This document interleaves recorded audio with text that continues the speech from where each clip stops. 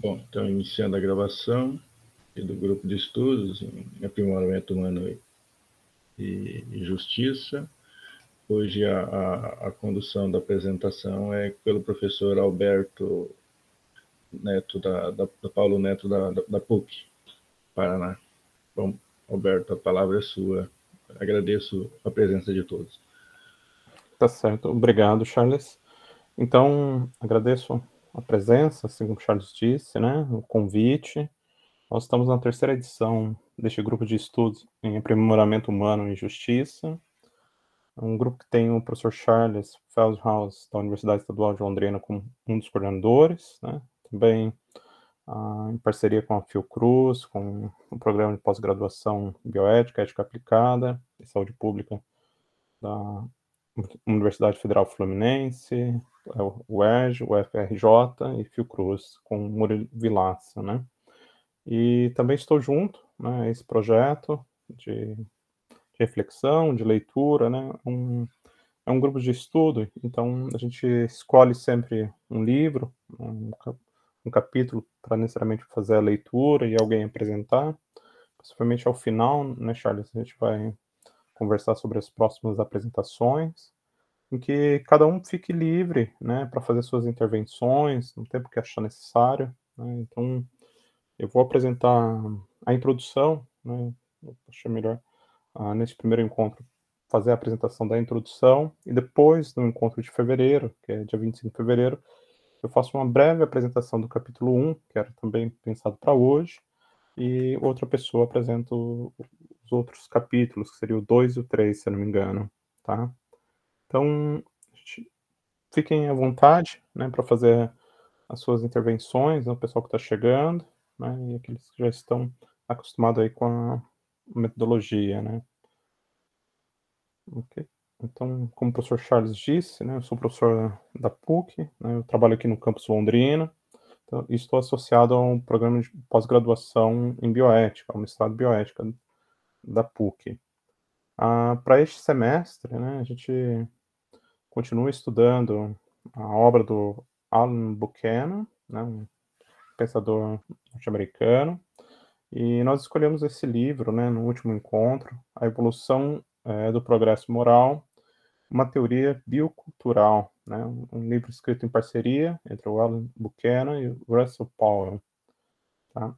E acho que a primeira questão, né, dependendo de qual área a gente venha, eu acho que isso é bastante interessante, né, conhecendo as pessoas que estão aqui, cada um tem um viés de estudo, uma área de formação, e isso acho que vai agregar bastante, né, quando a gente vai debater os temas, pensar neste momento, então, sobre o que seria o progresso moral, né, e a introdução tenta abarcar essa questão, ou seja, porque uma teoria do progresso moral, ela é necessária, né, e, obviamente, talvez a gente já tenha um primeiro olhar a essa proposta, né, o progresso moral, e compare também com o progresso científico, talvez pessoas da área da bioética, né, ou seja, que observe ao desenvolvimento técnico-científico sem um referencial ético, possa questionar, né, ou seja, até mesmo a ideia de progresso, como já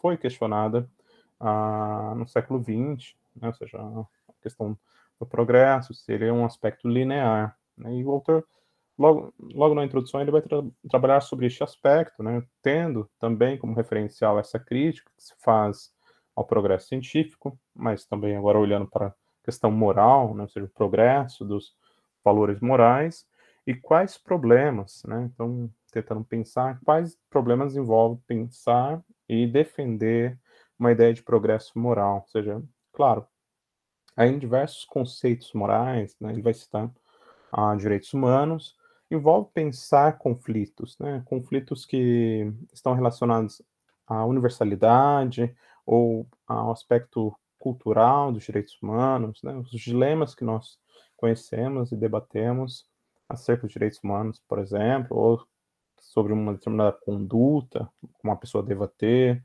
sobre diversos conceitos morais, sobre o que seja o certo, o errado, né? Então, pensar num progresso moral envolve também debater sobre essas questões, né, são que envolve o coletivo e o individual, né. Então, acho que são um primeiro olhar a essa introdução que a gente quer pensar. Bom, entrando na introdução e começando a apresentar o que o autor nos propõe, né, então, eu acho que ele é bem feliz ao iniciar o parágrafo, né, o primeiro parágrafo da introdução, a apresentar uma paráfrase do Theodore Parker, né, um abolicionista do século XIX, feita por, então, uma paráfrase por Martin Luther King Jr. O arco do universo moral é longo, mas se inclina para a justiça, né. Então, acho que tem um ideal bacana da gente pensar essa questão do progresso moral, né.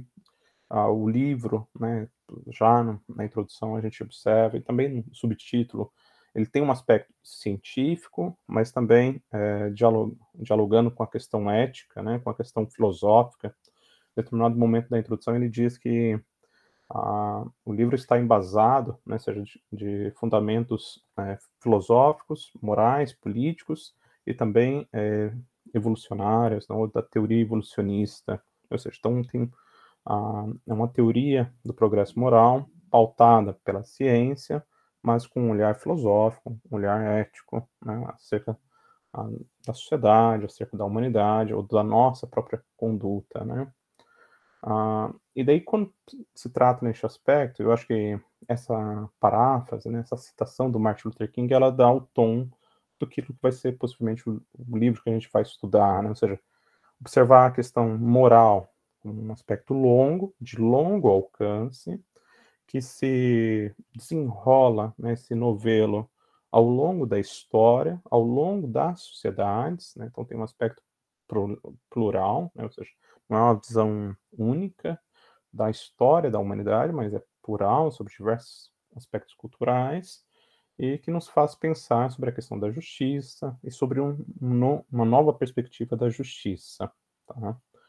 E aí é interessante o que ele vai tratar e talvez a gente é um livro de 2018, né, então é um livro recente, assim, para a gente pensar, que dá para é um olhar um pouco atrás, né, cerca 5 anos aí, mas diz muito para o contexto que a gente está vivendo, e que quando se fala em progresso moral, há há perspectivas, né, ele vai citar a perspectiva de Rousseau, Alasdair MacIntyre, né, que fazem uma crítica a essa concepção de progresso moral, chamando como uma forma de degeneração moral, principalmente olhando para as sociedades modernas, né, ou seja, a sociedade moderna é individualista, né, ou seja, a sociedade moderna que observa mais sobre um ponto de vista calculista do que necessariamente para a perspectiva de Rousseau e do MacIntyre, né, que resgata o viés da virtude, da comunidade,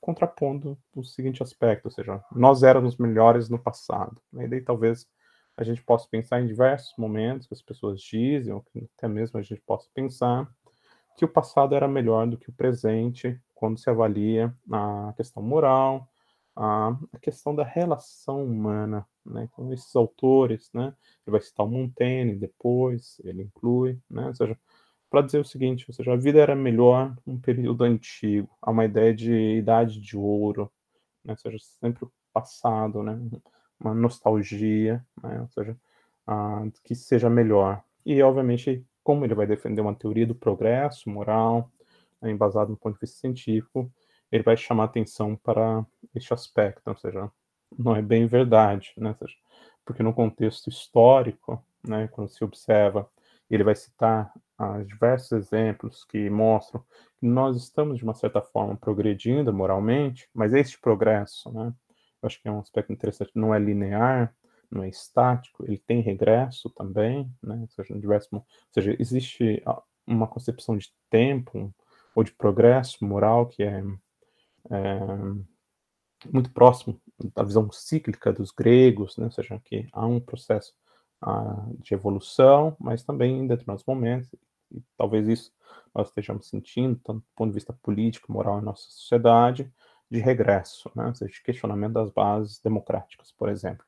Mas ele diz, ou seja, o nosso tempo é muito melhor do que no passado, né, então ele cita exemplos da abolição, a igualdade, a defesa da igualdade, né, da equidade de gênero, né, a questão relacionada aos animais, né, o tratamento com os animais, abolição de penas cruéis e tantos outros exemplos que a gente possa citar para dizer que a sociedade melhorou, né, ou seja, ou que os costumes, né, ou seja, no âmbito da moral, no âmbito da ética, nós temos uma consciência moral que está em progresso, né, então acho que existe um aspecto bastante interessante, né.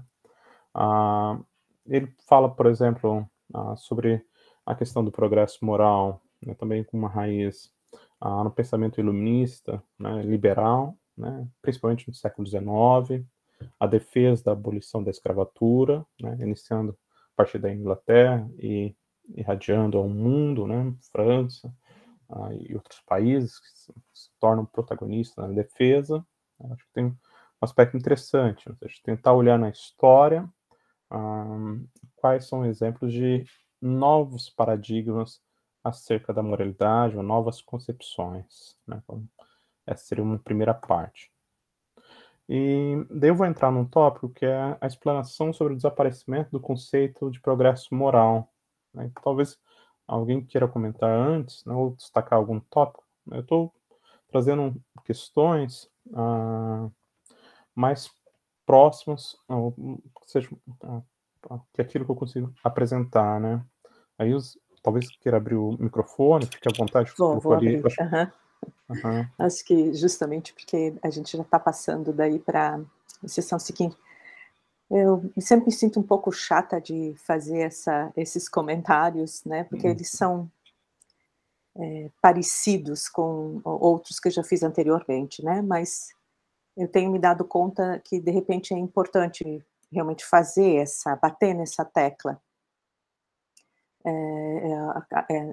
Recentemente acabei de ler um livro que fala sobre as outras filosofias que existem em outras culturas, né? E o autor tentava justamente chamar atenção ao fato de que nós temos uma dificuldade muito grande de aceitar, porque a gente tem uma dificuldade de compreender, a gente tem dificuldade de aceitar que outras maneiras de pensar, diferentes daquelas que nós registramos na nossa história da filosofia como sendo filosofia, nos impedem de perceber justamente essas reflexões que as outras culturas fazem em torno do próprio pensamento, né, e a maneira que elas, então, têm pensado o mundo e as coisas. Aí essa frase do Luther King, por exemplo, me chamou a atenção, né, dessa história moral tão longa, mas que ela tende à justiça.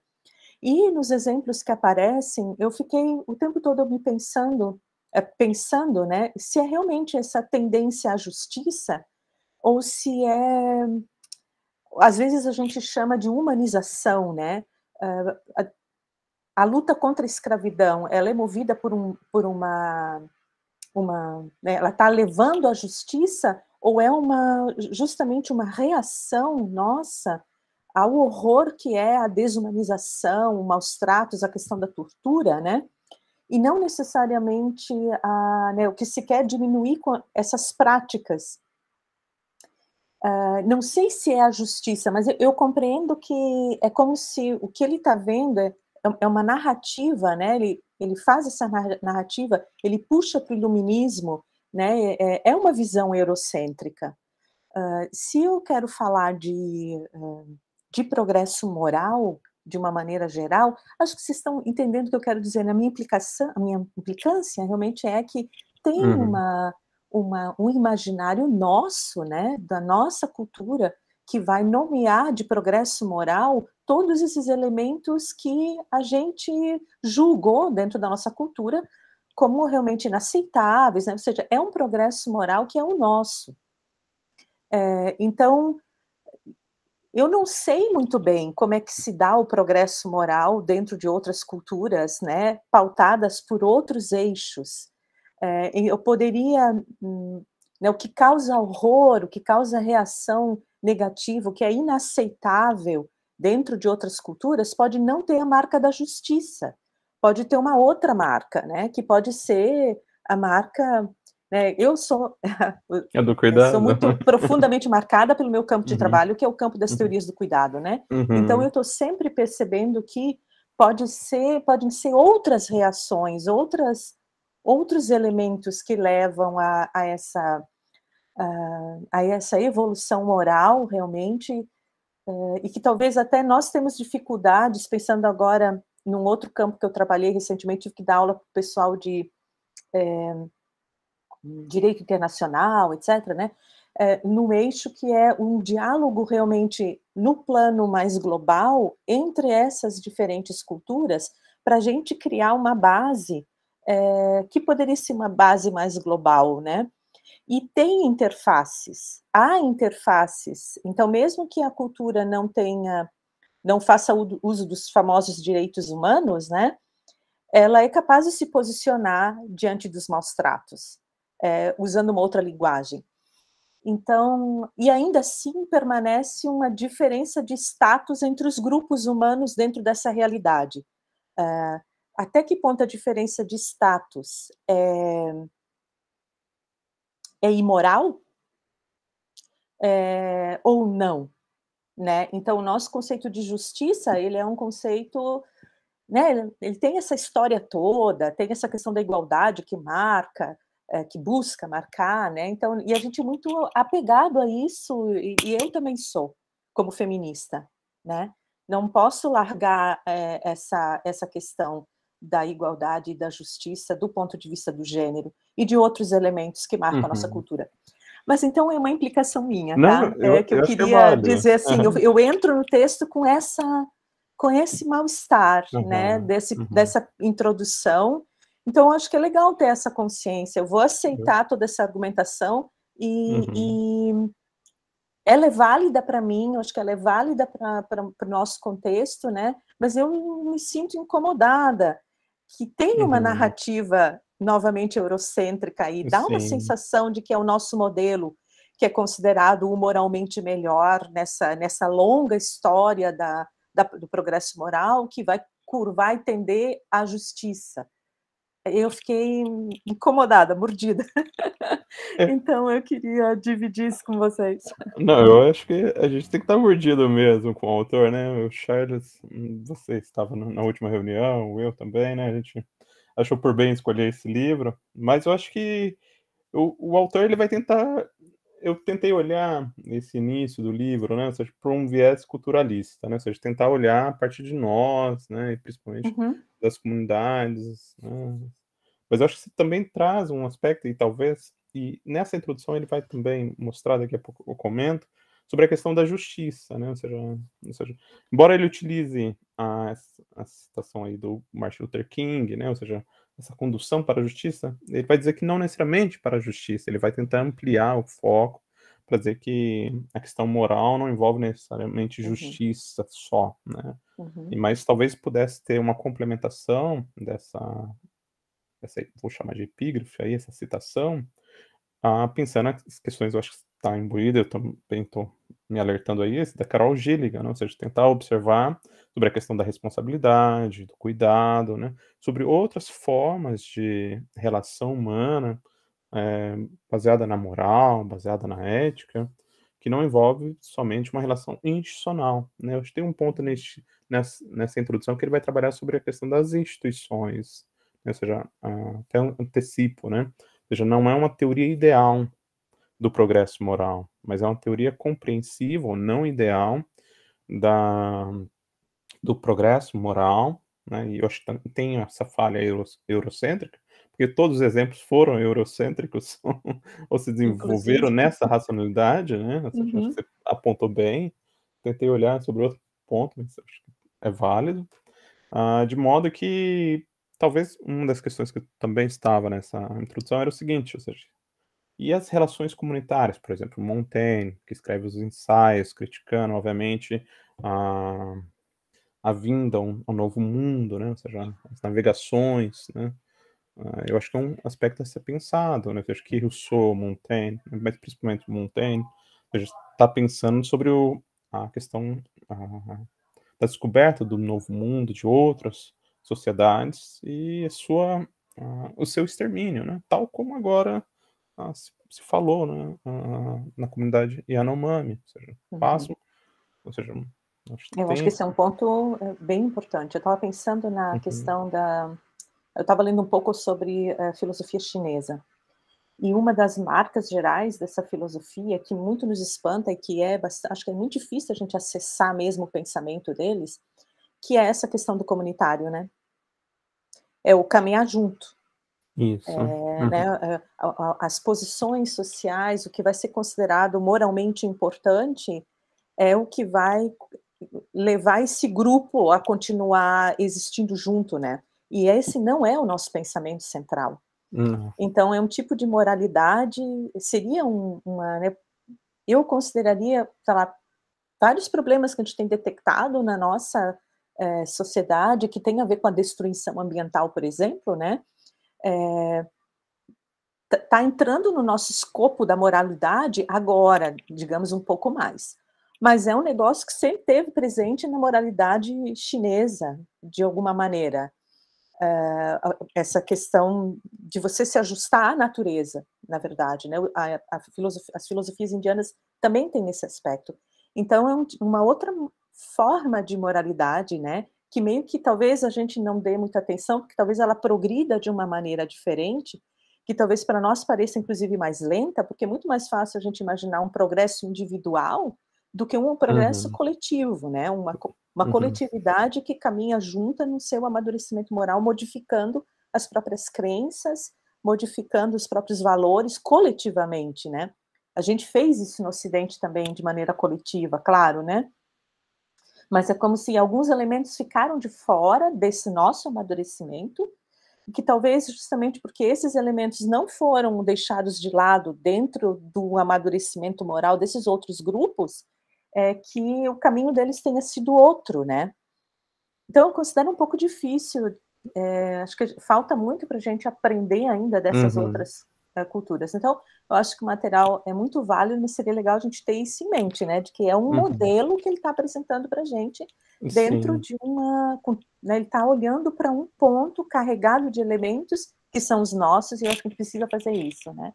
Mas é legal ter essa noção sempre presente de que ele tem uma proposta pautada nessa experiência moral que é a nossa, mas que talvez seja, né, sei lá, eu quero continuar lendo o livro, e eu acho que a gente não sei quanto a gente consegue, né, perceber quanto que a gente não vai cair nessa armadilha, porque a gente precisa de muitos elementos que nós não temos. É atrativo, na verdade, né? Aí eu tenho, eu não Márcia? sei. Não, se me permitem, com a fala da colega, eu me lembrei que nós desconsideramos todos nossa moralidade originária junto com os povos e não aprendemos com eles, e talvez eles nos vão dar lições agora.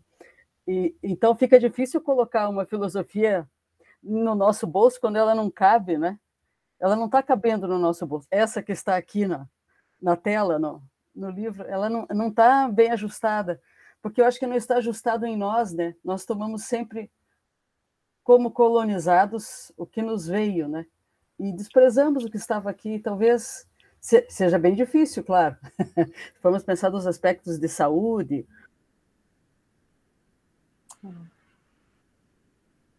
Eu acho que travou. Então, é uma situação curiosa que nós tenho a impressão que estamos num bom tempo para ler criticamente, inclusive, a partir desse ponto, né? Do desprezo com a cultura originária que aqui existia e que, portanto, estava no Ocidente, não é? Não precisa ser importada do Oriente, estava aqui e simplesmente foi debelada, né? Mas é isso, é só o palpite bobo de iniciante no grupo. Não, para com isso. É difícil a gente fazer isso, a gente foi treinado dentro dessa filosofia eurocêntrica, né? A gente quer sair um pouco dela, mas a gente ainda não tem as ferramentas. É bem danado. Mas tem esse alerta, acho que já é um indício. Já ajuda. Essa vacina já faz com que a gente, pelo menos, não afirme que é isso aí que é, né? Essa é uma possibilidade. Eu acho que o Jonathan Haidt, né, ou seja, do livro A Mente Moralista, ele tem um termo, né, que é popular, que é o weird, né, ou seja, o ocidental, educado, industrializado, rico e democrático, né, ou seja, essa cultura que nós estamos questionando, né, colocando na conta da Ilse, né, ou seja, está nos chamando a atenção, ou seja, como tentar contrabalancear isso, né, e o autor vai tentar, mas, obviamente, são dois autores do contexto weird, né, ou seja, que é ocidental, educado, industrializado, rico e democrático. E nesse livro do Heidegger, ele tenta mostrar outros viés para a própria moralidade, né? E eu acho que este é o dilema, talvez, ou seja, como você propõe uma esfera pública em que todas as concepções ou as possíveis concepções morais possam realmente dialogar e que isso possa mudar o nosso comportamento, né? Por exemplo, nós olhamos para uma determinada cultura de povos originários e criticamos determinados aspectos ou determinadas práticas. E obviamente eles olham para nós e criticam as nossas, né? Só que a gente não vejo muita disposição em mudar, né? Ou seja, a não ser quando é um risco, né? Ou seja, um risco à vida. Então tem que mudar uma questão ambiental, né? Ou seja, um risco à sociedade, à produção, né? Então, pensando na questão da sustentabilidade. Gente, vamos ficando à vontade, eu vou prosseguir aqui, né? A gente, um grupo, não sei se mais alguém queira participar, a gente vai comentando. Então, neste subtítulo da introdução, né, ou seja, a questão do desaparecimento do conceito de progresso moral, ele vai apontar algumas justificativas para isso, né, ou seja, por que se deixou de falar do progresso moral? Primeiro que talvez a ideia que pensava de progresso moral fosse ilusória, e talvez é isso que a gente está questionando, mas ilusória no sentido que seja linear, né? Então, as sociedades antigas são menos morais do que as sociedades contemporâneas, né? Então, ou seja, ou talvez isso que nós estamos apontando, que seria a crítica cultural ou culturalista, né? Ou seja, que as sociedades originárias fossem menos morais, não uma escala de moralidade, estivessem abaixo. E ele vai dizer que essa seria uma causa, e obviamente nós devemos abandonar essa perspectiva. Uma outra dificuldade em se falar em progresso moral é vinda do nosso ceticismo, que é o que a gente está colocando também, ou seja, a dificuldade de elaborar conceitos globais, ou seja, o que pode ser, né, ou seja, aceitável sobre um ponto de vista global, né? Então, de que maneira que nós vamos estabelecer isso, né? Ou seja, há uma escala, há um ranking do que seja moral e que todo ser humano, todo pertencente à espécie Homo sapiens devesse praticar, né? Então, aqui eu acho que existe um ponto interessante que a gente já conversou, né? Já está um pouco atento a isso, né? Esse conflito entre uma perspectiva global e uma perspectiva local sobre moralidade, sobre seja a concepção do que é certo. Ele propõe então que se rejeite a tese de uma degeneração moral global, tal como pensou Rousseau, Montaigne ou MacIntyre, ou seja, de negar o valor, e aí acho que tem a crítica que a Ilse já apontou, da modernidade. Então, ou seja, há elementos na modernidade que conduziram ao progresso moral. Ele vai dizer sobre a questão da igualdade, ou a questão da igual consideração a todo ser humano, né? Então, independente da sua cultura, localidade, em tese, todos os seres humanos são iguais, né? Nós temos uma dificuldade para pensar isso na prática, né? Ou seja, colocar isso em prática. Um outro aspecto que envolve isso, né, está na dificuldade de fazer um acordo universal, né, sobre, ou seja, moralmente correto. E então ele propõe que nós devemos aceitar a ideia de pluralismo moral, né, e que a ideia de direitos humanos, a proposta de direitos humanos, ela representa isso, né? Então, ainda também um aspecto weird, né, ou ocidental. Também questões ecológicas possam trazer um benefício, uma compreensão mais adequada sobre o que fosse ou seja o progresso moral, né? Ele tenta evitar que a ideia de progresso moral não seja uma forma de guerra justa, né? Ou seja, que seja uma forma em que se faça, por exemplo, uma cruzada pela moralidade, né? Pela justiça. Eu acho que aquilo que a Ilse pontuou sobre a questão da justiça, né? Ou seja, eu tenho uma concepção que, entre aspas, seja moralmente ou globalmente aceitável sobre justiça ou democracia, como se faz, então nós deveríamos evitar isso, né? Ou seja, fazer uma atrocidade em nome do progresso moral. Como eu disse para vocês, a teoria dele não é ideal, né? Então, o ideal aqui seria pensar no modelo de John Rawls, né, que propõe uma estrutura de sociedade ideal, em que uma sociedade seria julgada justa, ou teria um critério de justiça, a partir da correspondência com essa ideia, né, com essa concepção.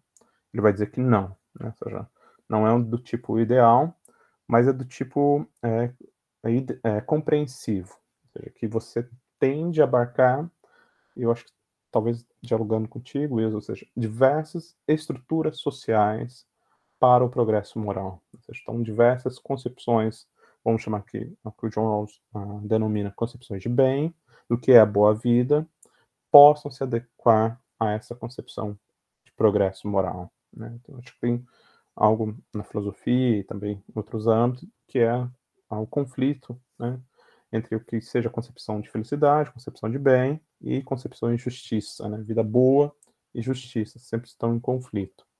O MacIntyre, né, tem um livro Depois da Virtude, ele chama atenção para os benefícios de uma concepção de bem, de uma vida ética comunitária, né? Enquanto um teórico como John Rawls vai chamar mais atenção para uma sociedade justa e depois cada um ao seu modo buscando a sua felicidade. Indo para um outro tópico, né, que é o ceticismo moral e a ascensão do status moral básico de igualdade, e aqui eu acho que não seja a justiça, né, embora a citação do Martin Luther King conduza a ideia de justiça, que ele quer enfatizar, mas o que ele vai direcionar é para a questão da inclusão ou igualdade, a gente possa pensar, né? Então, o progresso, e eu acho que isso é interessante, né? Então, isso faz um giro naquilo que a gente estava conversando inicialmente, ou seja, que a preocupação em relação ao progresso moral não é em relação somente à sociedade justa, mas à inclusão de seres humanos, ou seja, nessa comunidade moral. O que eu quero dizer com isso? Ou seja, a comunidade moral, ela defende uma igualdade de respeito, consideração. Mas, obviamente, no contexto, na prática, isso não ocorre. Então, nós deveríamos ampliar o círculo de tal forma que as pessoas se sintam incluídas, ou se sintam respeitadas, igualmente consideradas, né? E aí, obviamente, vai chamar atenção para a questão da evolução deste conceito de moralidade ou de comunidade moral, seja em relação à abolição da escravatura, seja em relação ao direito das mulheres, né, ou seja, o reconhecimento do direito das mulheres, seja em relação a etnias, né, obviamente pensando um caso, ontem se fez memória, né, ou seja, ao Holocausto, né, ou seja, uma atrocidade que não deve ser repetida, mas que você tem outras formas de holocausto, de extermínio, de comunidades presentes. Então, vamos pensar no contexto recente aqui da comunidade Yanomami, ou seja, sofre também um tipo de extermínio, né, ou seja, desde, obviamente, da vinda dos colonizadores, mas ainda presente. Então, ou seja, eles não estão nesse âmbito de comunidade moral, ou não estavam, em determinado momento, sobre a proteção da comunidade moral, que os seus direitos, a sua qualidade de vida e todos os outros elementos que a gente possa trazer, né, ou seja, que refere à moralidade, dignidade da vida humana, estivessem protegidos. Ou seja, então nós precisamos avançar em compreender de uma forma mais ampla a importância de protegê-los, né, e a outras comunidades também. Acho que aqui, de novo, eu penso nessa questão Por um lado, eu compreendo pensar comunidade moral como algo que ocorre a partir, né, somos nós que estamos pensando a moralidade, né? Nós humanos.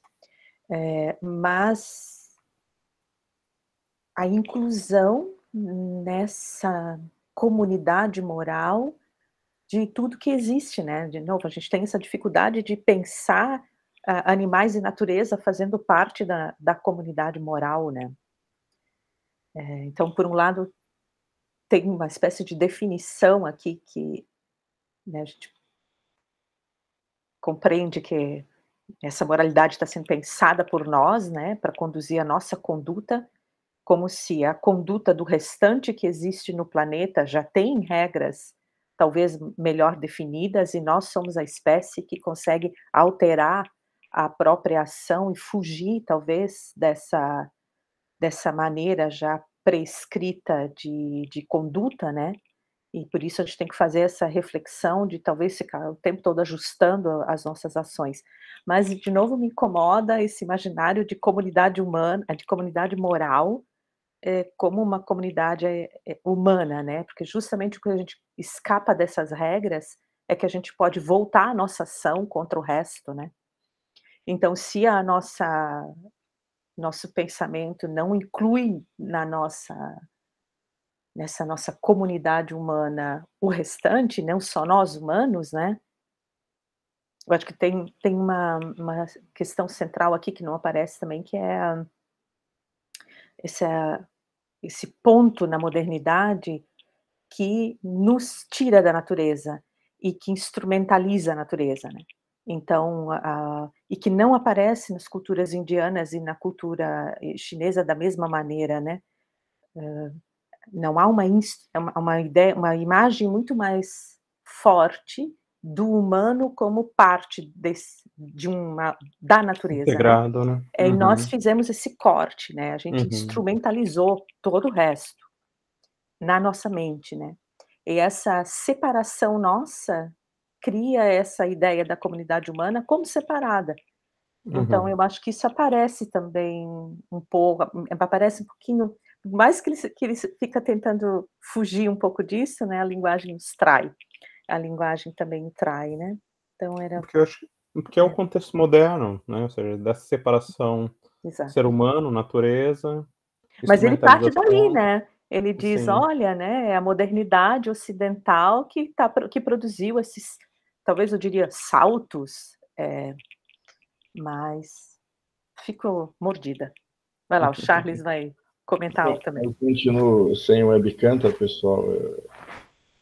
Bom, eu não sei, assim, eu fico pensando ali que, assim, na verdade, dessas primeiras partes do texto, o que mais chamou a atenção foi esses comentários dele sobre o MacIntyre, que eu não tinha pensado, assim, porque que tem a ver com o que vocês estão falando, porque eu acho que o que ele está dizendo é que, assim, que essa questão, claro que tem essa questão da natureza, que a modernidade fez certas coisas, que é um pouco as premissas do MacIntyre.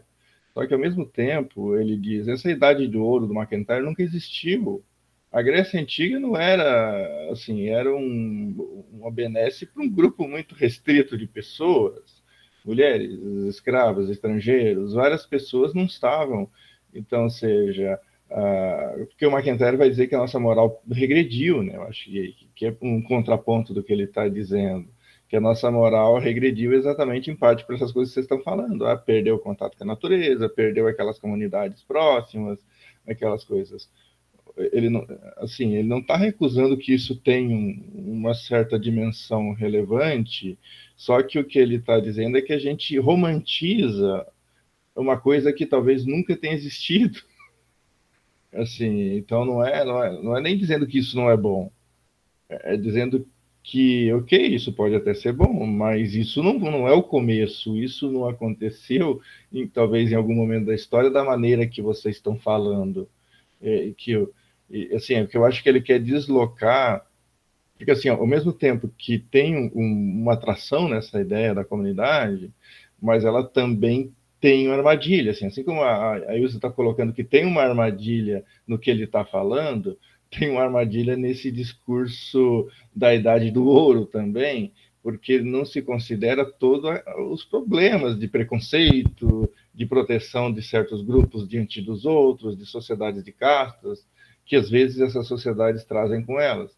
Assim, eu acho que o que ele quer fazer é abrir o conceito, assim, tentando defender ele um pouco, na minha impressão, é abrir o conceito de aperfeiçoamento para avaliar ele em outro patamar que não esse que é tipo que o McIntyre usa, outras pessoas usam. Então, seria só isso, só um comentário. Mas acho que você trouxe um ponto, Charles, bastante importante que talvez a gente não pode perder, né? Em relação ao autor, né, que a gente se propôs a estudar, que eu acho que é isso, né? Ou seja, o passado não é melhor que o presente, porque no passado ele era mais excludente, né? Pensando nessa questão de direitos, né? Ou seja, de reconhecimento da igualdade, ampliação da comunidade moral. E não quer dizer que no passado as pessoas agiam de forma melhor, embora a gente tenha esse sentimento nostálgico, né? Então, sintamos aí saudade de um período X que era melhor, as pessoas viviam melhor. E de verdade não viviam. Mas acho que é algo que talvez alguém da psicologia possa nos explicar, ou até nos chamar a atenção o que seria isso, né? A nostalgia. E assim, para não perder, Alberto, que uma outra coisa assim que eu fiquei pensando, não sei se tem a ver com o texto, mas que eu fiquei pensando assim, porque principalmente como as pessoas comuns às vezes falam que assim, que o discurso do McIntyre poderia estar implícito, por exemplo, nas pessoas mais conservadoras da sociedade. Essa ideia de que nós estamos piorando moralmente porque as pessoas têm caráter mais duvidoso, porque as pessoas obedecem menos às regras. Assim, que eu ficava, quando você lê o texto dele, a impressão é que ele está atacando isso também. Mas o nazismo precisava bem dessas pessoas que cumprem regras também. Entendeu? Outros momentos não atraentes da história da humanidade precisavam muito dessa moralidade que algumas outras pessoas dizem que a gente perdeu.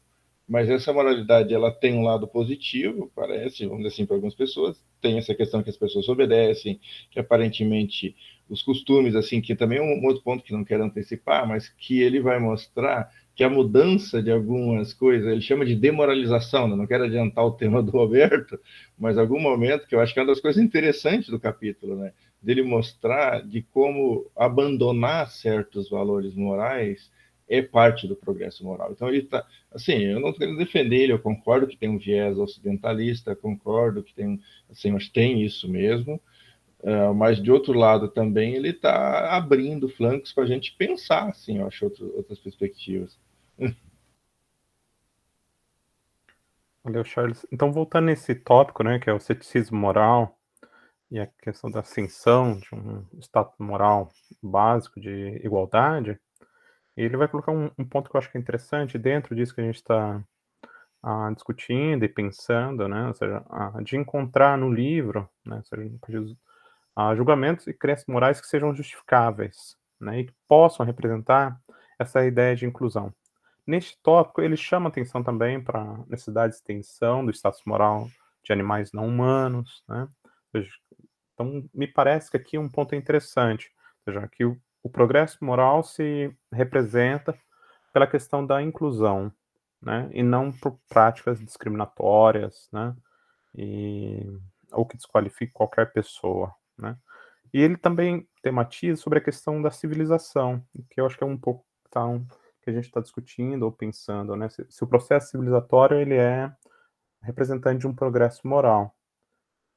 Nos parece que não, né? Ou seja, a partir disso que nós estamos dizendo, ou seja, o progresso da civilização não necessariamente representa um progresso moral, um ponto que a gente possa pensar questões ecológicas, né? Ou seja, o desenvolvimento industrial da sociedade não necessariamente representa um progresso moral. Pode ser também, pelo contrário, ou seja, que em formas mais discriminatórias haja um maior progresso industrial ou econômico, né? Então, pensar no caso período escravagista, né? Então ele vai chamar atenção para, veja, a questão da teoria moral, do progresso moral, está na questão da inclusão. Indo para outro tópico, né, que ele vai debater sobre a questão de uma teoria ideal e o progresso moral, ele critica aquilo que a gente antecipou um pouco, a visão de John Rawls, né, ou seja, que a moralidade seja ou esteja relacionada a princípios de justiça, né, então, a questão da liberdade, da máxima liberdade, ou até mesmo a aplicação de um princípio de diferença, não pode ser pensado como sendo um representante máximo da moralidade, né, ou seja, deve ser ampliado, né. Tá. Tá. Não sei se você quer comentar, fica à vontade.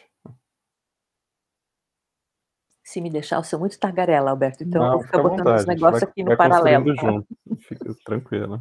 A gente vai construindo junto. Mas só fechando então a questão do John Rawls, né, então, ou seja, se John Rawls propunha, na sua teoria, uma visão ideal da sociedade justa, ele vai propor um outro paradigma, que seja de uma sociedade moralmente boa e compreensiva, ou seja, que aí entra esses elementos de compreender grupos e subgrupos, né? Então, pensar, por exemplo, princípios morais que se apliquem a indivíduos, a grupos, a comunidades e não a toda a sociedade, né? Então, eu acho que existe uma tentativa, né, de tentar fazer uma teoria compreensiva ou intercambiável sobre o que seja progresso moral. Charles?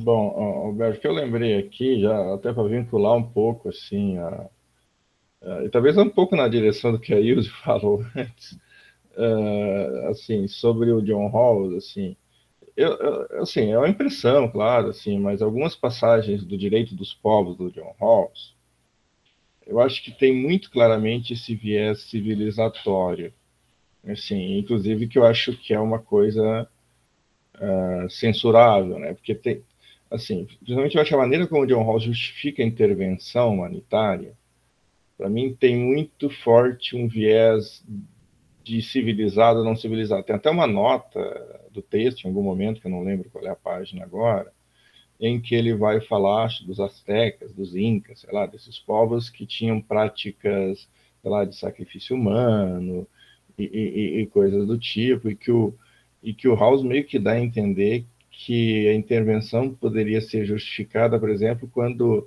você tivesse dificuldade, ou você infere que é difícil conversar com outro povo, né? Que tá, seja, uma coisa é você querer fazer intervenção num povo que você tem diálogo, você consegue conversar, mas às vezes você tem um povo que você não tem diálogo e que ele pratica alguma coisa que, segundo os teus valores, realmente essa certa versão de direitos humanos não é aceitável, e como você não tem possibilidade de diálogo, você pode usar força nesse caso. E eu acho que esse tipo de estratégia ela abre o flanco para muita intervenção equivocada, no meu ponto de vista. Eu não sei o que vocês pensam, mas eu acho usar esse critério civilizado e incivilizado, que é um pouco o que o Buchanan quer tentar fazer aqui, nessa discussão que você está apresentando, Alberto, é tirar a questão do progresso moral da questão, vamos dizer assim, civilizacional. Por exemplo, quando vai um padre franciscano e vai colonizar, sei lá, vai lá educar os índios para eles se tornarem pessoas moralmente melhores, vamos dizer assim, entendeu? Acho que esse tipo de coisa que ele quer fugir, entendeu? E que depois eu acho que ele vai para outros caminhos, a apresentação é você que vai dizer, mas assim, que primeiro porque eu acho o ponto seguinte, se você for por essas características, você não consegue definir que um povo é mais ou menos civilizado, porque não é nem objetivo de verificar essas coisas. Assim, eu acho que também tem, assim, não sei se é bom ou se é ruim, eu acho que ele vai para um lado um pouco verificacionista, né? A estratégia dele no fundo da história vai ser tentar pensar que tipo de elemento é possível verificar para que você tenha esses traços de progresso. Porque se você cai nessas coisas civilizatórias, isso é muito dependente do ponto de vista de quem olha. Bom, seria só isso. Uhum. Não, acredito que seja isso, né? Ou seja, não pensar o progresso moral como um aspecto civilizacional ou desenvolvimento tecnológico, né? Então, você compararia a sociedade dos países desenvolvidos, do ponto de vista tecnológico, industrial, às sociedades dos países em desenvolvimento ou que vivem de uma forma mais integrada à natureza. Ou seja, será que os ditos civilizados, os desenvolvidos, são mais éticos ou não? Né? Acho que ele tenta evitar essa métrica, né? Tentar buscar outros caminhos. Só que o primeiro adversário aí é necessariamente aqueles que a gente está comentando, que é Rousseau, Montaigne e MacIntyre. Então, no outro subtópico, né, confrontando a tese da degeneração moral, eu acho que esse é um aspecto interessante e que mexe com o nosso inconsciente coletivo. Ou seja, se a sociedade que nós vivemos hoje ela é mais degenerada que a sociedade anterior, né, os tempos anteriores. Né? Possivelmente não. Né? Ou seja, eu acho que talvez se a gente buscar elementos na Idade Média, ou até na Antiguidade, né? Ou seja, se referem aos costumes, talvez a gente veja que houve um progresso moral, né, em respeito às escolhas, né, à individualidade, né, isso sendo um elemento moralmente interessante. No entanto, né, eu acho que o adversário nesse subtópico é o MacIntyre, né, principalmente a obra Depois da Virtude, em que ele, sobre uma influência cristã, ele valoriza, então, aquilo que seria a sociedade cristã pré-moderna, comparado, talvez, à sociedade cristã de hoje. Né? A gente pensar que naquela sociedade, né, na sociedade medieval, havia um senso de coerência e coesão social, talvez de valores compartilhados, né?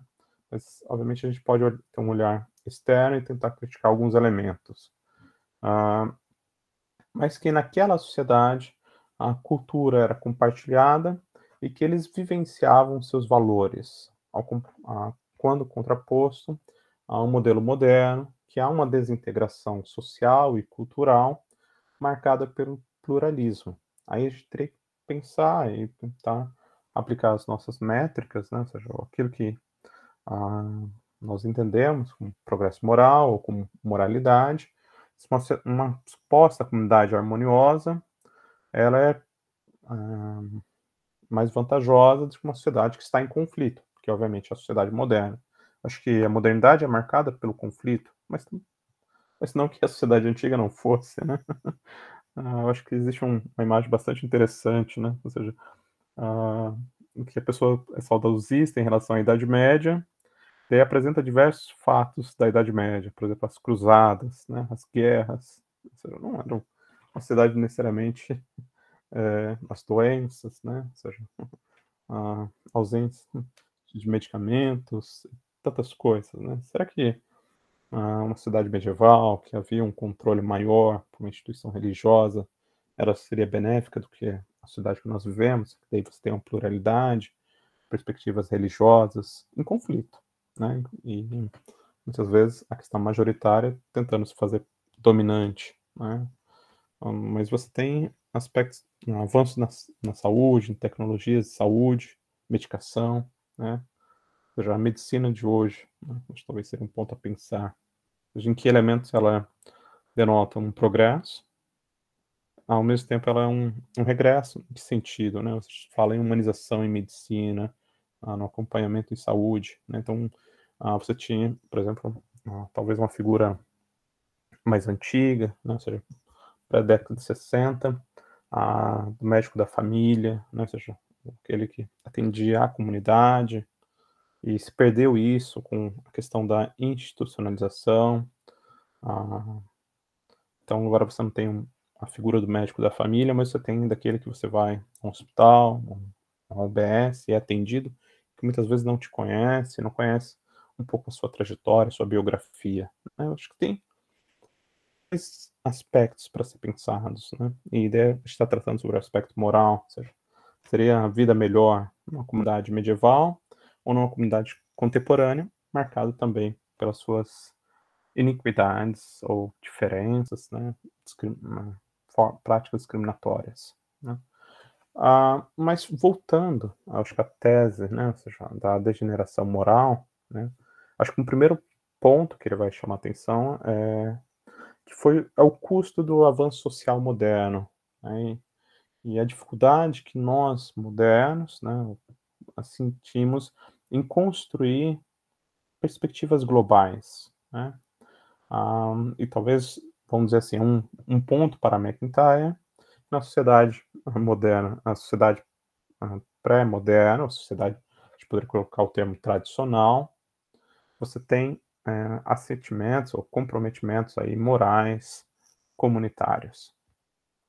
Um outro aspecto, né, que falta a nós modernos seria um certo sentido de acordo, coerência moral e de que modo que nós nos entendemos sobre o que seja o certo. E que a sociedade tradicional, ela já teria isso como dado, ou seja, já teria isso como compreendido. O autor, ele tem uma sacada que eu acho que é interessante, né? Se a sociedade moderna é marcada pelo desacordo, pelo desentendimento, isso é um fator para o progresso moral. Ou seja, só há progresso sob um ponto de vista moral e sua possibilidade se há desacordo entre os indivíduos, entre os agentes, né? Eu acho que é um ponto interessante. Então, ou seja, entre a antiguidade e a modernidade, do ponto de vista moral e dos costumes, o desacordo é um elemento interessante para que haja progresso e para que haja isso que nós estamos fazendo, o questionamento das nossas bases epistemológicas e morais, né? Ou seja, para que a gente seja questionado. Ou seja, talvez o modelo antigo proposto por MacIntyre, você tenha a visão da autoridade, né? Talvez a autoridade religiosa que diga o que é o certo. No contexto moderno, não. Ou seja, isso causa uma crise, pois nós não sabemos o que seja o certo, mas abre espaço para novas formas de sociedade, novas perspectivas. Não sei se alguém gostaria de comentar sobre esse subtópico, né? Que era confrontando a tese da degeneração moral. Obviamente, no livro ele vai retornar.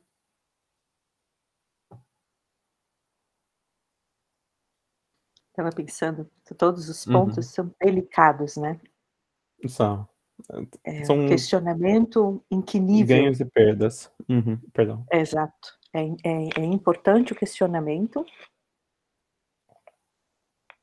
Não sei nem verbalizar, né? Mas todos os elementos me parecem delicados, né? Porque a gente pode pensar em formas e formas. E algumas que não são benéficas, e algumas, né? Mas não tem como negar que o questionamento é uma chave importante, né? Mas tem essa questão do nível de questionamento, do que está por trás do questionamento, porque há questionamentos que eu diria, então, de repente, de legitimamente morais, né? Construtivos, talvez, mas não sei também se essa minha linguagem é boa e é suficiente, porque o próprio construtivo também, de novo, busca em nós já imagens, né? Já tem ideias do construtivo. Eu penso justamente em ampliar essas coisas, né, e não cair nas minhas próprias armadilhas do que eu já estou habituada a pensar. Eu consigo ver a importância, a própria questão da civilização antes, estava me segurando para não abrir a boca Usar o também. termo. Não, perdão. Porque, por outro lado, né, o que a gente contrapõe à civilização? A A barbárie.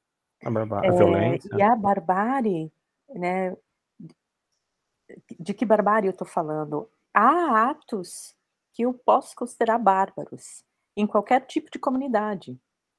Então, dentro de uma comunidade tradicional, dentro de uma comunidade, né, bárbaro no sentido ruim e negativo, né, não bárbaro O como que causa sentido, dano, né, não como sofrimento. sentido que os romanos usavam, ou os gregos, né, bárbaro aquele que não faz parte da minha cultura.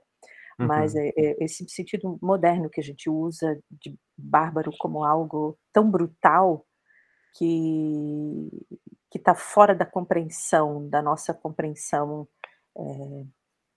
que faz uso de uma certa racionalidade, né. Aí eu fiquei pensando: "Poxa, se eu penso no contrário, no bárbaro, como sendo aquilo que é o inaceitável, eu positivo o civilizacional, né. O civilizacional Sim. não como aquilo atrelado a uma cultura, e um modo de uma certa cultura, mas atrelado aos acordos de civilidade daquele grupo, né, de E a mesma coisa agora com essa outra palavra, né, mas o Charles levantou a mão, né, eu fico tô o tempo todo aqui Não, implicando e desimplicando com essas palavras, assim, eu vejo a importância delas e fico me perguntando de como pensá-las de outra maneira, mas não é só pensá-las, né, depois é como nomeá-las para se fazer e comunicar para quem nos ouve também, né, quando a gente puxa uma conversa sobre esse tema, como estar alerta para o fato de que a pessoa que está entrando na conversa pode estar pensando esses elementos todos de uma certa maneira, que não é a que a gente gostaria que pensasse, né. Eu acho que tem um ponto ali, tentei pensar na questão do profissional de saúde, né, e as queixas que se tem. Eu acho que talvez essa ideia de progresso moral a gente possa, ao longo do estudo, né, pensar em como aproveitar elementos antigos, né, comunitários, eu acho que esse é um elemento interessante, com elementos modernos que trazem a individualidade, né, ou desacordo respeitoso, como você colocou, né, ou seja, de maneira que pessoas que tenham uma visão comunitária possam se integrar na sociedade individualizada, né, como diz o Bauman. E talvez acho que na medicina se passe por esse processo, né, ou seja, se critica muito a questão da especialização médica, mas é um processo de avanço tecnológico, civilizacional, no sentido de atendimento para todas as pessoas, né, de universalização do atendimento em saúde, assim como se queixa da necessidade de ter aquele profissional de saúde que te acompanhe de uma forma mais próxima, esteja mais disposto a te ouvir, né, do que necessariamente prescrever medicação, tratamentos, exames, né. Então, acho que tem, é claro, a medicina antiga ela não é melhor, pois talvez era para poucos, né, o que você tem hoje, medicina, para todos, mas com suas deficiências. Pensando no caso do Brasil, né, ou seja, como sistema público de saúde, mas que obviamente é muito melhor do que você não ter, né, por exemplo, antes da década de 70, da promulgação da Constituição. Charles, por favor. Bom, assim, eu só fiquei pensando, na verdade, estava pensando, mas eu não sei em que medida eu não estou projetando, né, também, né, algumas coisas sobre o texto, porque, assim, essa temática aí que você está trazendo desacordo, eu não sei só aí, mas em outros momentos, traz muito essa questão que talvez a gente está vivendo aí, a impressão que dá, assim, um pouco nessa discussão civilizatória, que a Ilza está trazendo também, é que é difícil escapar da visão de que a gente tem essas discussões políticas atuais, vamos dizer assim, de a gente taxar, que eu acho que é muito presente, né, nessa dicotomia que a gente tem hoje na política, em que, de fato, vamos dizer assim, o lado mais aberto, em tese, a conversa, taxa o outro de incivilizado, vamos dizer assim, e assim, tem um pouco, me parece, na maneira como ele está construindo, então é como se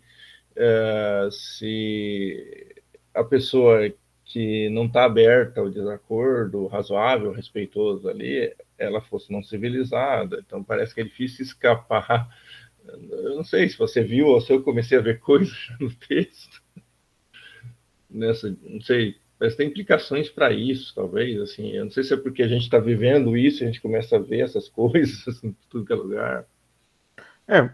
Talvez essa posição mais impositiva, né, ou seja, da visão tradicional, conservadora, ele vai tratar um pouco sobre isso, né, e ao questionamento do modelo moderno, mais democrático, né, acho que a Ilza chamou a atenção a isso, eu acho que é um ponto a ser discutido, e talvez mostrar que é falsa a tese da deteriorização moral da sociedade.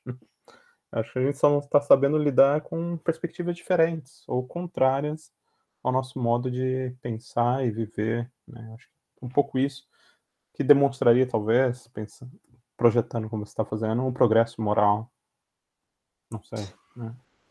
Pois é, faz todo sentido essa coisa do questionamento, do desacordo, mas também como Charles, acho que justamente é isso, nós estamos num contexto político, social brasileiro, que faz a gente, eu acho que o nosso ceticismo está muito forte, assim, né, a gente está eu botei gato escaldado, né, a gente está levando tanta, né, há uma aproximação e o retorno é às vezes tão agressivo, que essa essa dúvida, né, tô entre o desacordo respeitoso, que parece ótimo, só que tem momentos em que é necessário a coisa ser contundente mesmo, né, e agora Chegamos ao ponto, né?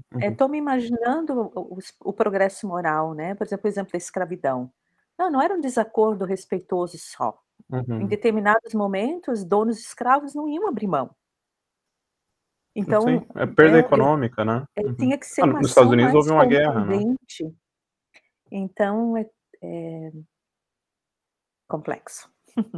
Mas acho que você trouxe um ponto interessante, né? Ou seja, e até questionar o que trouxe da abolição da escravatura, né? Ou seja, a parte da Inglaterra, né? Ou seja, aqui nos Estados Unidos houve uma guerra, né? Ou seja, para debater e para conflituar esse tópico, né? Ou seja, mudança de paradigma ou vou colocar aqui nos termos dele, de ampliação da comunidade moral para considerar as pessoas negras, Porque né? a gente tá em diálogo com sistemas de poder também. Sim. Sistemas de poder que se instauram, né. E esse avanço moral, muitas vezes, tem que enfrentar esses sistemas de poder.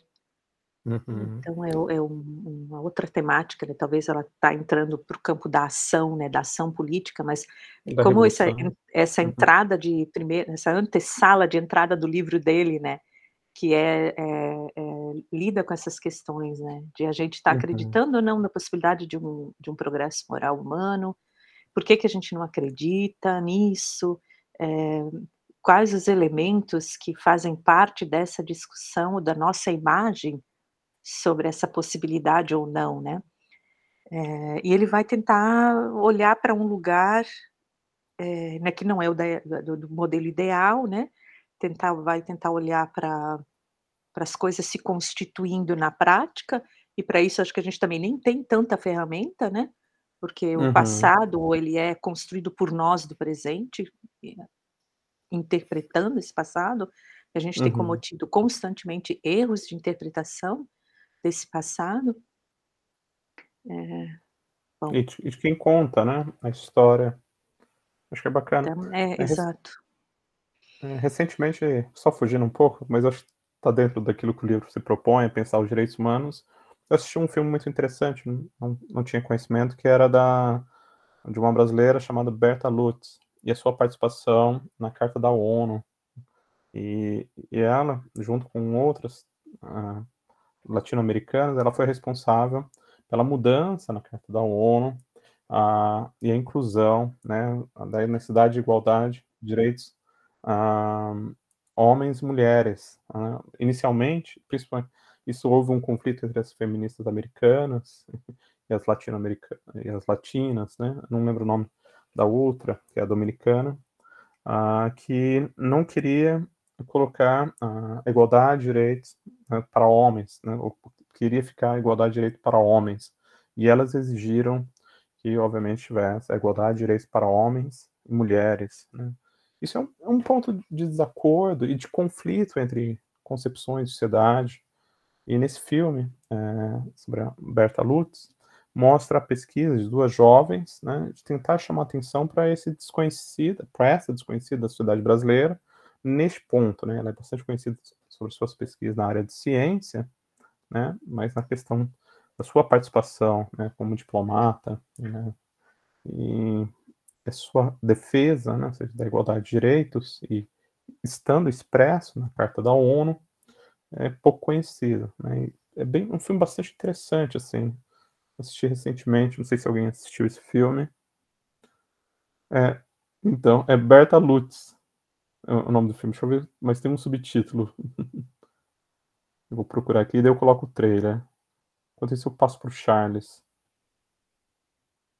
Bom, Alberto, uma coisa que, assim, que na verdade a gente tem que pensar, talvez, na leitura do livro inteiro aqui, relacionar ele com o livro anterior, né? Acho que uma questão que fica, vamos pensar, a gente terminou o grupo de estudo aí do semestre passado, que a gente tinha dois autores que defendiam um aprimoramento com um objetivo específico, mas um aprimoramento que estava muito próximo quase de um condicionamento, me parece, em algumas medidas. E eu não sei, a minha impressão é que o Buchanan está menos aberto para o que os outros dois autores estavam propondo, pelo menos há uns pontos de atrito, né, entre as duas propostas de aprimoramento moral, vamos dizer assim, porque, primeiro, o Buchanan aqui a gente vai chegar nisso, mas vai focar muito na questão das capacidades humanas, vamos dizer assim, de moralizar ou coisa do tipo. E o que os outros autores estavam propondo ia muitas vezes na direção quase de um processo ali bioquímico, neurocientífico ali, de você tentar fazer com que as pessoas tivessem comportamentos morais mais regulares em relação a certos tópicos. Eu não sei, assim, se você quer comentar, mas a minha impressão é assim, que na verdade a gente vai ter que pensar isso no grupo inteiro para tentar, até para aproveitar o que a gente fez no mês passado, né? Mas eu acho que as coisas não casam bem sempre, eu não sei. Precisar ver melhor que tipo de proposta o Buchanan vai apresentar, se é que ele vai apresentar nessa direção, né? Eu acho que tem um capítulo que ele propõe é compatível com o que os outros dois autores propunham, e assim, até entre os dois eu ficaria mais com o Buchanan, me parece, do que com os dois autores lá, que eu acho que a posição dele tem mais riscos, eu acho. A Maria também pediu a palavra aí.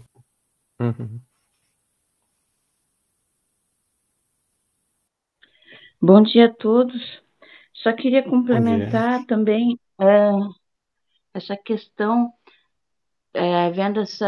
iniciando essa leitura, né, sobre a questão do ponto de vista do que se chama hoje da sociedade 5.0, né, pela questão de que há um grande desenvolvimento, assim, um progresso tecnológico, um progresso das mídias digitais, né, e até que ponto teria o progresso moral avançaria nessa mesma velocidade ou nessa mesma dinâmica, né? Porque o desenvolvimento digital, o progresso digital está muito avançado, né? E talvez tenha também a questão do liberalismo, né, no Ocidente, que aí não trata do progresso moral da mesma forma como se avança na questão tecnológica, né? Então, pelo que eu percebi, talvez ele está trazendo um pouco isso também, né? Eu acho que é um ponto interessante, Maria, e acho que para a gente pensar, né, e pegando aquilo que o Charles e você falou, né, ou seja, eu acho que o capítulo 9, Charles, eu vou fazer uma prévia dos capítulos aqui, ele trata sobre a questão da intervenção moral, nesse aprimoramento humano, melhoramento humano, e no caso que você comentou, Maria, é bastante interessante, até quando você estava colocando, eu estava pensando, né, ou seja, o algoritmo ele tende a aproximar pessoas com mesmas perspectivas, né, vamos pensar aqui com mesmas características morais, né, então ele não permite o desacordo. Quando há o desacordo, ele afasta essas pessoas de uma certa forma, né? Ou seja, e uma outra questão, pensar também nisso que você está colocando sobre a sociedade tecnológica, que concepção de moralidade está sendo proposta, né? Através do uso das plataformas, né? Redes sociais, né? A elaboração dos algoritmos e tal. Acho que é um aspecto bastante interessante que você colocou. Eu vou para o último Perdão, pode. Não, é exatamente esse ponto que eu queria chegar mesmo, pela questão dos algoritmos, né? Esse progresso moral, talvez sejam criados sistemas dentro do liberalismo que se coloque de uma forma imparcial, né? Muitas vezes. Esse é realmente o ponto que eu queria colocar. E que, na verdade, não é neutro, né? Ou seja, essa questão tecnológica, ou seja, ela age segundo um algoritmo que tem uma intenção. Muitas vezes uma intenção de venda, de mercado, mas que, obviamente, a gente utiliza na sociedade com intenção política e tantas outras. O penúltimo subtítulo, né, dessa introdução é Naturalizando o Progresso Moral. É aqui que ele vai colocar o seu framework, né, ou seja, seu pano de fundo que se estrutura uma teoria de progresso moral, né? Essa teoria de progresso, ela tem como base uma visão naturalística, ou naturalista da sociedade. Então, não é uma concepção metafísica, religiosa. Então, acho que é mais um ponto que ele se opõe a MacIntyre, né? Pensar o desenvolvimento da sociedade não sobre uma perspectiva escatológica, né? Ou seja, teológica, mas sobre um ponto de vista científico e a partir das relações humanas. Obviamente, utilizando das ciências sociais, né? Ciências naturais, para compreender isso. Essa concepção teórica, ela é secular, né? E tenta pensar o progresso moral sobre um ponto de vista que seja viável e permissível, né? Ou seja, aqui o que é exequível, né? O que é aceitável quando a gente pensa no aspecto moral a todas as culturas, né? A todas as formas de vida. Acho que esse é um ponto também a gente possa questionar, né? Ela é naturalista também porque ela utiliza o conhecimento científico, o conhecimento empírico, para pensar as concepções morais, ou de uma certa forma, né? Ou seja, ela se estrutura a partir de uma visão evolucionista da sociedade, né? Que tende a compreender o modo como nós nos relacionamos. Talvez a gente possa utilizar de conhecimento da neurociência, da psicologia e de outras áreas, antropologia e outras áreas, para compreender quem é o ser humano, de que maneira que ele caminha para a moralidade, de uma certa forma. Não de uma maneira linear, mas talvez de uma forma espiral, cíclica, né, de avanço e regresso, né? De necessariamente pensar essa compreensão sobre o que seja moral de uma maneira compreensiva. Então, essa teoria do progresso moral tem a ênfase naturalista, tem um forte apelo científico e tenta evitar os viés discriminatórios, né? Tenta identificar diversos tipos de progresso moral, que é o próximo capítulo, que ele vai tratar sobre isso. A possibilidade de pensar de forma plural acordos globais. Eu acho que aí entra, eu estava comentando o caso do filme da Berta Lutz, né? Aí eu encontrei ali o título, né? Complementei também. A Mulher na Carta da ONU, ou seja, como que sociedades, sob diferentes pontos de vista, podem construir uma organização que, de uma forma que possa cuidar das relações internacionais, né? Pensando no nascimento da ONU, né? Ou seja, demos nota um aspecto de progresso moral, né? O autor considera esse livro como tendo um aspecto interdisciplinar, que tem um conhecimento filosófico a partir da moralidade, da filosofia moral e política, mas também na sua segunda parte utiliza de conhecimento científico, no sentido da teoria evolucionista, para compreender a moralidade. A moralidade ela não é estática, ou seja, ela tem essa dinamicidade, e ela se faz, ou o progresso moral se faz, a partir do desacordo, a partir dos conflitos, né? Então, acho que tem um aspecto bastante interessante se a gente compara a sociedade tradicional, que há conflitos, mas se você tem uma autoridade que determina o que seja, o que deve ser praticado, né? Então, agora me veio à mente, por exemplo, o início do livro, só para a gente pensar um exemplo, né? Ou seja, do livro Vigiar e Punir, do Foucault, né?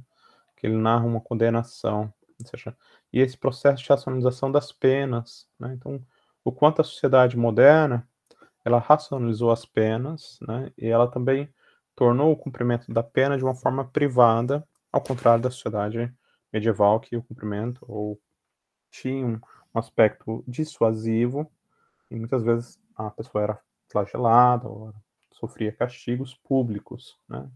Claro que na sociedade, em determinados momentos, se pede também castigos públicos ou qualquer outras formas de cumprimento da pena ou de sanção de forma pública. Então, mostra um pouco, pegando esse exemplo do Vigiar e Punir do Foucault, mostra este exemplo de progresso moral, de entendimento sobre a questão da pena, né, da sua racionalização, né, e não a sua forma injusta de cumprimento da pena, que era o modelo antigo, para uma forma mais racional, que também tem seus problemas, né?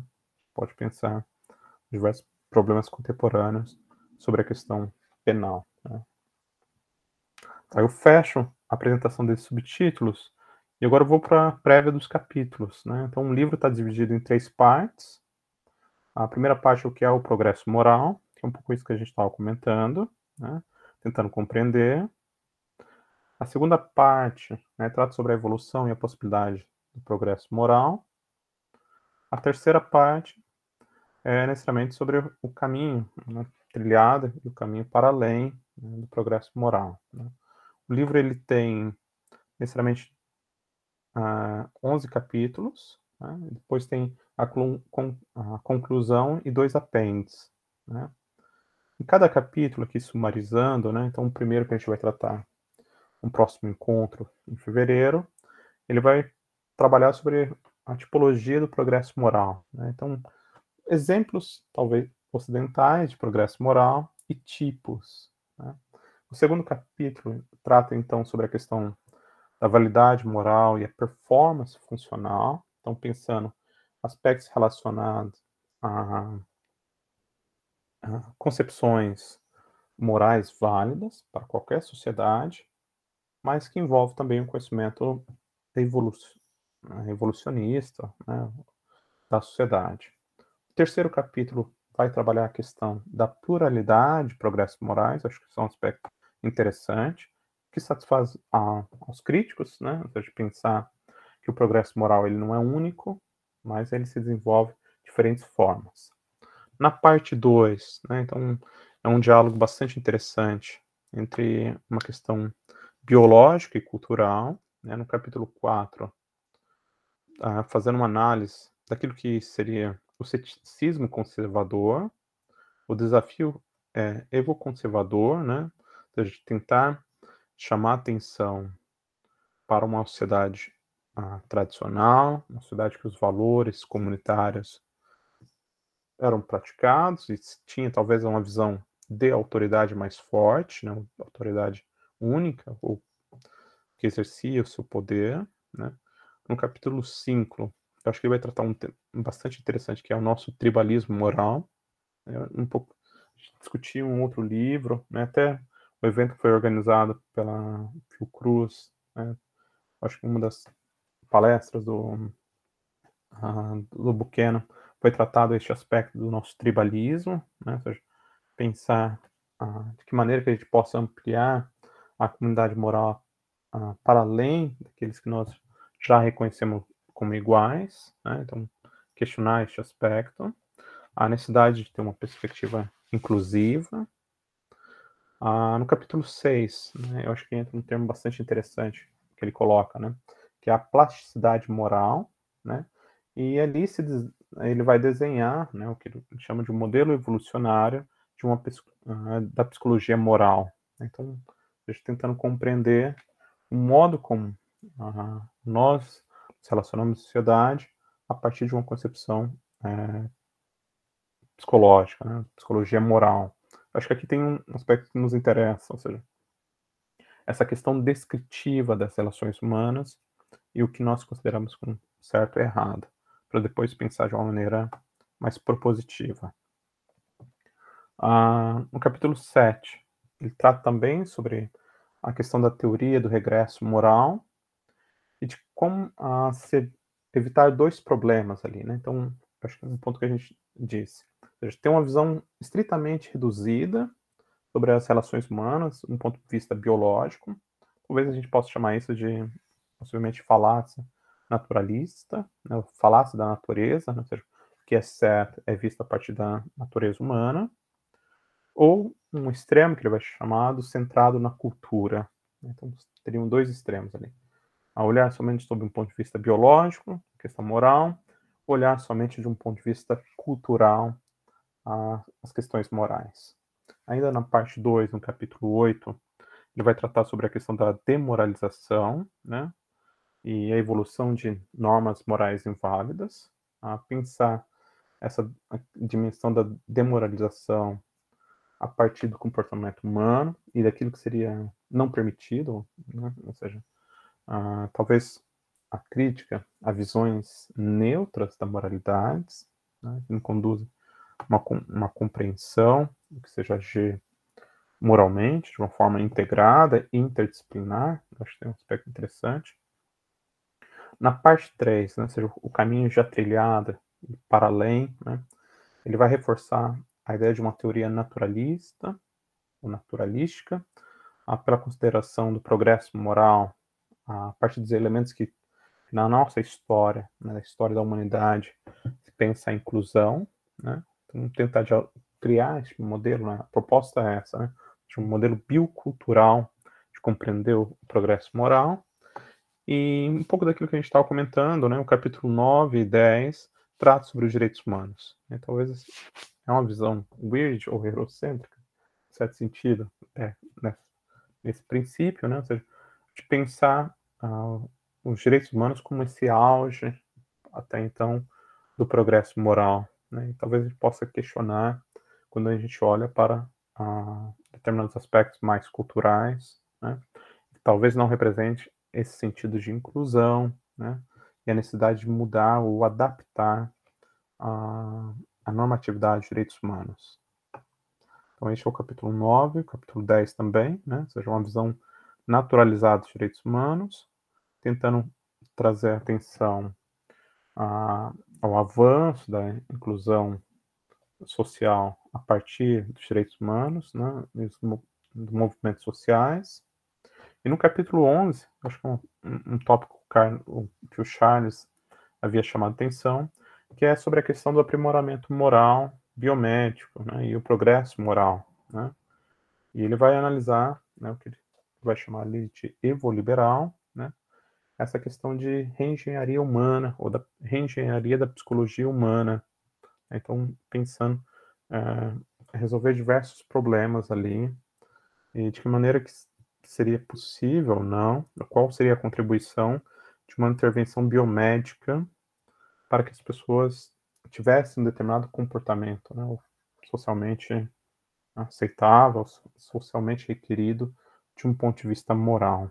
Eu acho que um tópico também a gente já discutiu com os outros 2 livros que nós estudamos e que talvez nos interesse bastante, né? Se a gente pensar a questão do aprimoramento moral a partir do desenvolvimento tecnológico ou de biomédico, né? Na conclusão, né, ele fecha de uma forma bastante interessante, né, atualizando toda essa discussão, análise, pensando nos diversos problemas que a sociedade contemporânea está enfrentando, né? Então, a questão do nacionalismo, a rejeição de uma tolerância multicultural, o desenvolvimento, o crescimento de uma hostilidade supranacional das instituições, ou seja, em relação ao migrante, né, em relação ao refugiado, né? Então, esses conflitos que nós observamos, né, e que de uma certa forma, se tornaram mais veementes, né? Então, seja a questão do nacionalismo, a crítica ou a rejeição do migrante, talvez um termo que é bastante importante com a Adela Cortina, que ela chama da aporofobia, né? Ou seja, a aversão ao pobre. Então, acho que são tópicos interessantes aí para a gente ir conversando nas próximas reuniões. Tá? Bom, este era a introdução, né? Tentei apresentar de uma forma mais sucinta e agradeço aí pela intenção que nós tivemos, né? A complementação foi feita aí por vocês. Não sei se alguém gostaria de talvez chamar a atenção a algum tópico, algo que a gente pudesse ir conversando, né? E até ajustando os próximos encontros.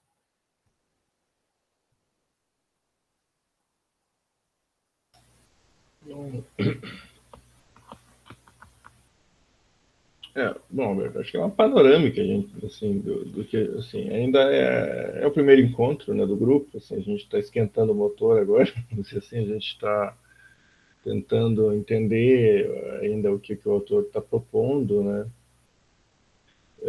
mas talvez a gente pudesse usar um tempo agora para conversar, talvez, sobre como vai ser na parte, assim, se tem pessoas interessadas em em também apresentar, assim, claro, se ninguém apresentar, eu vou ter que apresentar tudo, mas se tiver voluntários, eu agradeço. Assim, eu não sei se tem, não sei se a Ilse quer apresentar de novo, não sei, a Maria, talvez, não sei. Eu já estou de olho em alguns. Então, assim, eu ia propor o seguinte, eu estou de olho em alguns, mas que, por exemplo, se a gente for pegar 2 capítulos por encontro, que a gente fizesse um capítulo uma pessoa, outro capítulo outra. Eu pensei nisso também. Acho que é assim, melhor. Ia ser legal, né? Dessa maneira. Acho que até ajuda a gente que está participando, muda o tom de voz da pessoa que está falando, né? Não precisa Muda ser o tão jeito de calmo assim. apresentar. Acho que hoje funcionou muito bem, Roberto, porque é que tem dias que mais gente participa, né? Daí quando a gente participa mais, isso fica mais interessante, mais dinâmico. Mas às vezes tem aquele dia que metade não leu, a outra metade está cansada ainda, só quer ouvir, e aí fica para o todo mais delicado o andamento. Aí se tem 2 pessoas encarregadas, pelo menos já dá uma forçada na dinâmica, né? De ter pelo menos aqueles 2 tons de voz que variam, jeitos de apresentar que variam, etc, né. E eu digo isso também porque eu estou pensando na minha carga horária e tudo, e aí assim, tipo, né, eu estou fazendo esse grupo participando ao lado, assim, né, e aí eu penso: "Puxa, ia gostar de ler mais cuidadosamente esse capítulo para apresentar, mas se eu dividisse isso, né, com 2 pessoas para o mesmo dia, fica até porque daí se uma não consegue, sobra menos para o Charles, né. Se o Charles tem que assumir, ele também pode assumir só um naquele dia. E o Buchanan, a escrita é muito densa, né? A gente teve uma experiência no último semestre, penúltimo semestre, né? Assim, tem hora que a gente não assim, avança, né?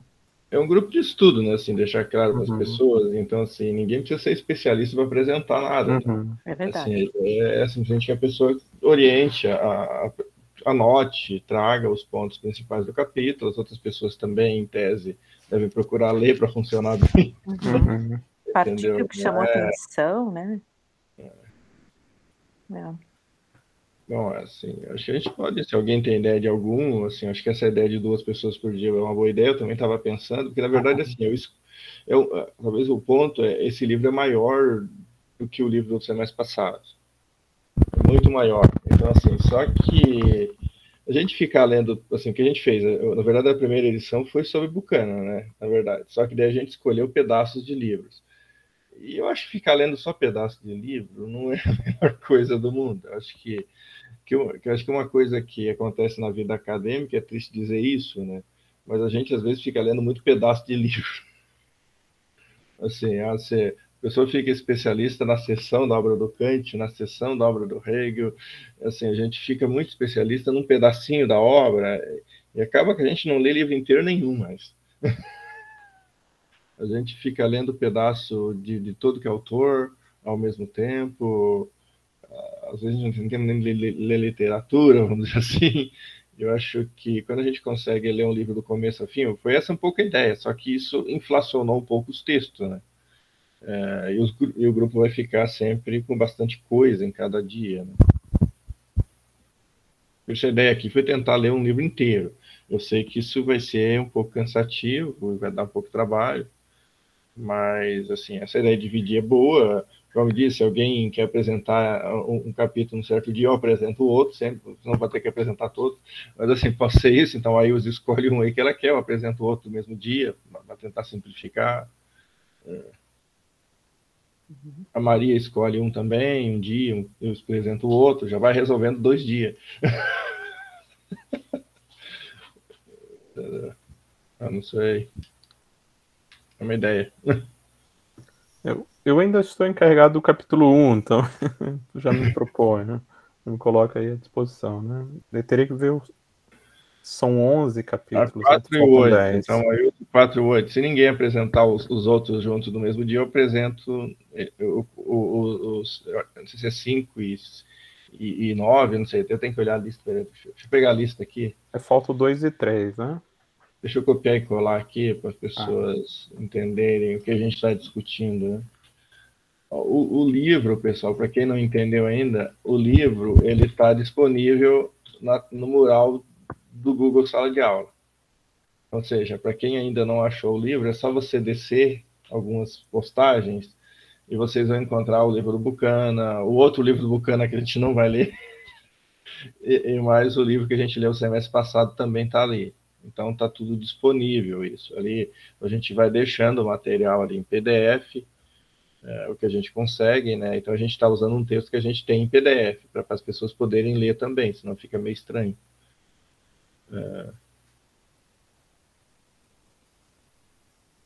Bom, vamos tentar ver se eu entendi aqui, tá? Deixa eu pegar a minha própria lista aqui. Talvez um ajuste, Charles. Para o próximo encontro, o capítulo 1 e 2. 2, 3, 4, 5. Tá, o Alberto ficou com o primeiro dia, né? De uma maneira, na lista que a gente tem ali, vai mudar o capítulo 1, vai ir para a semana que para outra vez também.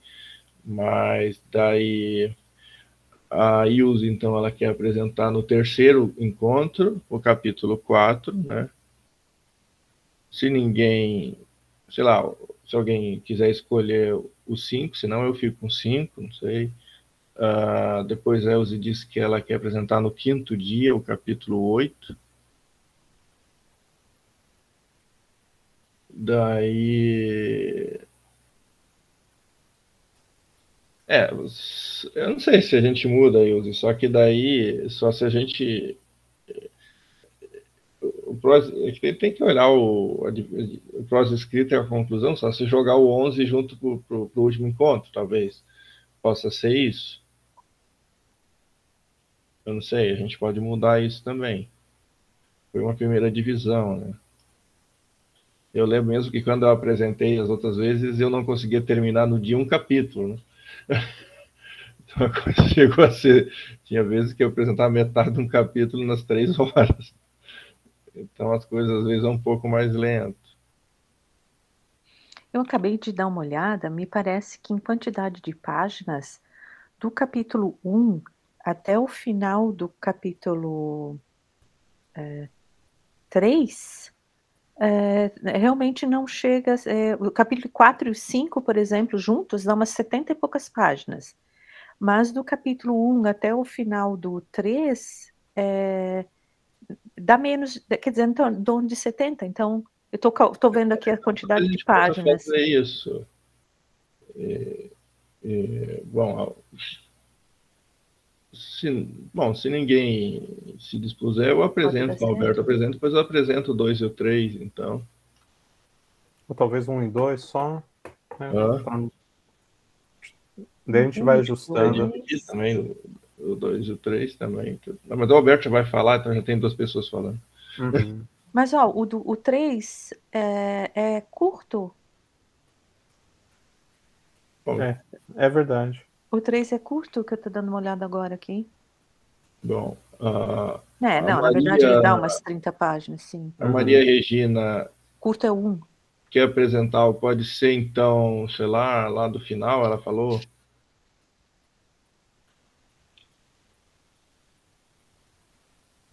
Bom, não sei se eu consigo... Será que eu consigo copiar os títulos? Deixa eu ver aqui do PDF. Não sei se eu vou conseguir. Então, de 25... Eu compartilho, Charles. Deixa eu ver se... Você compartilha aí? Eu vou compartilhar a tela. Só... Se vocês puderem aguardar o próximo encontro, aí eu já Melhor, sei né? se estarei naquelas datas. É que hoje eu ainda não tenho essa possibilidade. Não, na verdade, a gente precisa resolver o próximo encontro no momento, assim, principalmente o próximo, né? A gente pode ir resolvendo, como diz, aos poucos, aí a gente já tem alguns resolvidos. Então eu posso ficar com a próxima apresentação, a Alberto apresenta o capítulo 1, eu apresento o 2 e o 3. Depois a gente já tem a Ilse aí para o terceiro encontro. Não sei se a Maria quer dividir com a Ilse, então, não sei. E ficar com, acho que é 5, né? Uhum. Pode ser, Maria? Ó, a gente já fica com 2 meses organizado, isso já está legal, né? Aí a gente só lembra de depois dar uma reorganizada. Já tem os próximos 2 encontros resolvidos e depois a gente vai conversando. Boa. Uhum. Eu apresento um e você apresenta o 2 e o 3, ou só o 2, talvez, Charles. Pra não castigar muito na leitura. É bastante, né? Vamos vendo aí, Alberto. É que também, senão daqui a pouco a gente não termina o livro, né? Assim, eu acho que a minha preocupação nessa versão é a gente conseguir ler o livro, assim. De repente dá para conseguir os 3 da próxima vez, né? Sei lá, tentar realmente tirar os pontos centrais dos capítulos e aí a gente consegue dar conta deles. Ver se eu consigo fazer aquela síntese e mando pelo menos uns dias antes.